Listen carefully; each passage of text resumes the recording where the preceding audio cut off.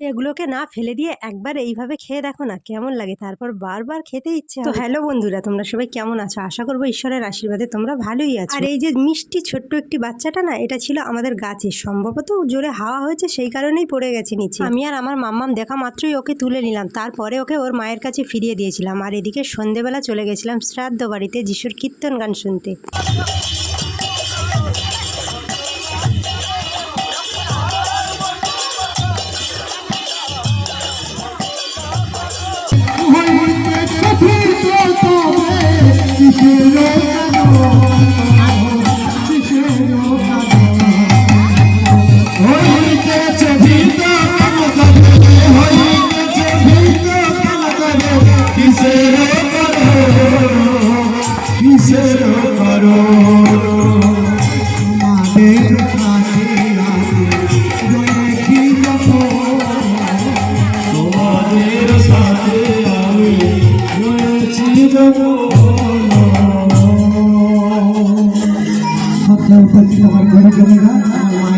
তারপরে কীর্তন গান শুনে আসার পরে এই তেঁতুল দানাগুলো মা দুপুরবেলা ভেজে রেখে দিয়েছিল, আর সেইগুলোই আমি এখন ভিজিয়ে দেবো। তার জন্য নিয়ে নিয়েছিলাম মগ, তো মগেতে ঢেলে নিলাম, তারপরে দিয়ে দেবো এতে জল, আর জল দিয়ে সারা রাতের জন্য টুকতে দেবো। আর হ্যাঁ, আমি মাঝে মাঝে ভিডিওতে এমন এমন কথা বলি, হয়তো অনেকেই তোমরা বুঝতে পারো না, কিন্তু এগুলো আমাদের গ্রাম অঞ্চলে চলে। আর এমন কিছু কিছু জিনিস আছে যেগুলো খেলে কিন্তু পেট ভরে না, কিন্তু অনেক আনন্দের সাথে সেগুলো আমরা মজা করে খাই। এটাকে সারা রাত ভিজাতে দিয়েছিলাম, তো ভিজাবার পরে নিয়ে চলে এলাম। তো চলো তোমরাও আমার সাথে দেখো যে এটা ভিজাবার পরে কেমন হয়েছে। এই দেখো কত সুন্দরভাবে দানার গায়ে থেকে খোসাগুলো ছেড়ে গেছে, আর এগুলো একদম নরম হয়ে গেছে। এইবার এগুলো চটকে ধুয়ে নিলেই খাবার জন্য রেডি। তো চলো আমি দানাগুলো পরিষ্কার করে একটা একটা করে খেতে থাকি, আর তোমরা ভিডিওটা দেখতে থাকো। তো যাই হোক, এখনকার মতো টাটা, পরের ভিডিওতে আবার তোমাদের সাথে দেখা হচ্ছে।